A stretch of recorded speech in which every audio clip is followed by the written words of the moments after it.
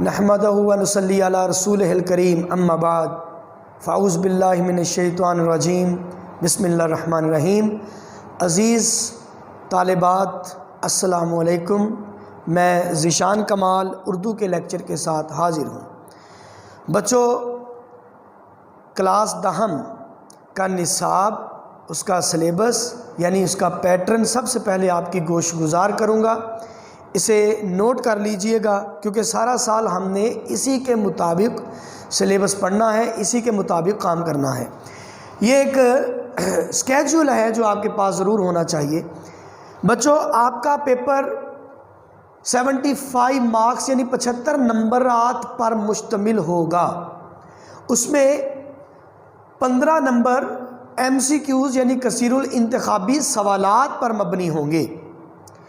کثیر الانتخابی سوالات یہ کہاں سے آپ کو آئیں گے بیٹا؟ سبق کل آپ کے نصاب میں 12 اسباق شامل ہیں۔ ان 12 اسباق کی مشقوں میں سے اور مصنفین کے تعارف میں سے، پھر حصہ نظم اور حصہ غزل، ان میں سے بھی مشق کے حصہ سے اور شاعر کا جو تعارف دیا گیا ہے اس سے تقریباً 10 MCQs لیے جائیں گے۔ اس کے بعد آپ کو یہ MCQs آئیں گے سبق اور حصہ گرامر میں سے۔ بچوں، آپ کے حصہ گرامر میں قواعد انشاء پر جو گرامر دی گئی ہے اس سے MCQs لیے جائیں گے، اس سے کثیر الانتخابی سوالات لیے جائیں گے۔ تو قواعد انشاء پہ وہ ساری گرامر دی گئی ہے۔ اس کے علاوہ تلفظ کے اعتبار سے 1 MCQs یا 2 MCQs آپ کو آ سکتے ہیں۔ تو یہ آپ کا حصہ معروضی ہوگا۔ اس کے بعد اگر انشائیہ حصہ دیکھیں تو سب سے پہلا سوال آپ کو آئے گا اشعار کی تشریح۔ اشعار کی تشریح آپ کو 8 شعر دیے جائیں گے، جن میں سے بچوں آپ کو 4 اشعار نظم میں سے اور 3 اشعار غزل میں سے دیے جائیں گے۔ 4 اشعار نظم میں سے اور 3 اشعار نظم میں سے آپ کو دیے جائیں گے۔ 4 میں سے 3 شعروں کی تشریح آپ نے کرنی ہے حصہ نظم میں، اور 3 میں سے 2 شعروں کی تشریح کرنی ہے آپ نے حصہ غزل میں سے۔ ہر شعر کے نمبر 2 ہوں گے اور 5 شعروں کی آپ نے تشریح کرنی ہوگی، تو ٹوٹل یہ آپ کے بنے 10 نمبرات، یعنی اشعار کی تشریح والا سوال 10 نمبرات پر مشتمل ہوگا۔ اس کے بعد بچوں سوالات کے جوابات۔ اب سوال کہاں سے آئیں گے؟ بچوں، آپ کے نصاب میں جو اسباق ہیں ان میں جو شاعروں کے یا مصنفین کے جو تعارف دیے گئے ہیں سبق میں، غزل میں اور نظم میں، ان شاعروں اور مصنفوں کے تعارف میں سے بھی آ سکتے ہیں اور مشق میں سے بھی آپ کو سوالات آ سکتے ہیں۔ آپ نے اسباق بھی غور سے پڑھنے ہیں، نظموں اور غزلوں کا مطالعہ بھی اس نقطہ نظر سے کرنا ہے کہ ان میں سے بھی آپ کو سوالات آ سکتے ہیں، اور سب سے زیادہ آپ کا فوکس مشقوں پر ہونا چاہیے، کیونکہ زیادہ سوال آپ کو غزل، نظم یا اسباق کی مشقوں میں سے آئیں گے۔ آپ کو 8 سوال دیے جائیں گے، 8 میں سے آپ نے 5 سوالوں کے جوابات دینے ہوں گے۔ تو یہ ہر سوال کا جواب 2 نمبر کا ہوگا، تو ٹوٹل یہ آپ کا سوال کتنے نمبرات پر مشتمل ہوگا؟ 5 2 بار 10 نمبرات پر مشتمل یہ آپ کا سوال ہوگا۔ یاد رہے کہ آپ کا ہر سوال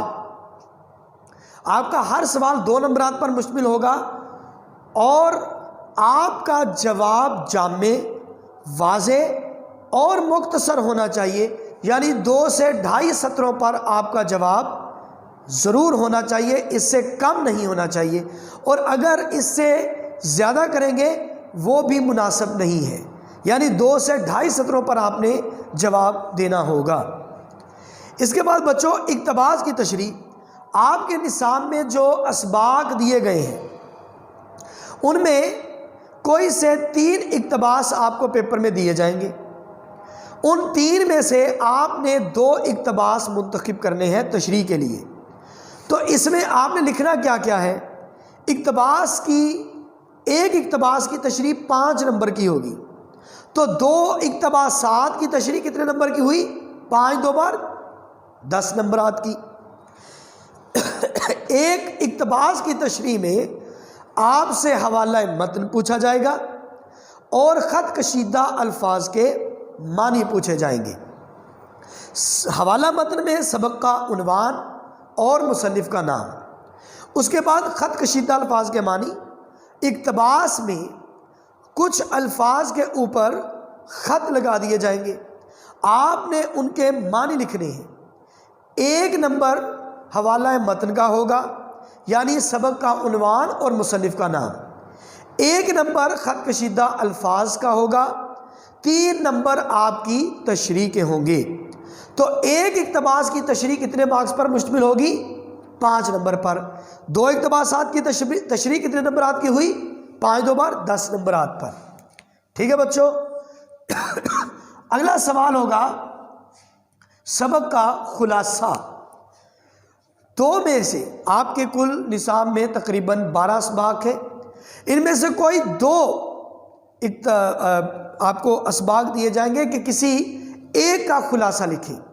آپ نے 2 میں سے کسی ایک سبق کا خلاصہ لکھنا ہے. خلاصہ لکھنے کا طریقہ کیا ہے وہ میں آپ کو انشاءاللہ اگلے لیکچر میں ضرور بتاؤں گا. جب میں آپ کو اقتباس کی تشریح شروع کرواؤں گا تو اقتباس کی تشریح کے بارے میں بھی بتاؤں گا کہ تشریح کیسے کرنی ہے, کتنے صفحات پر مشتمل ہونی چاہیے.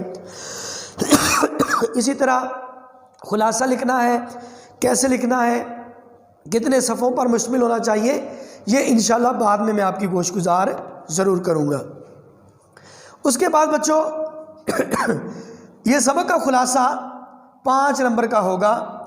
اگلا سوال ہوگا مضمون نویسی کا.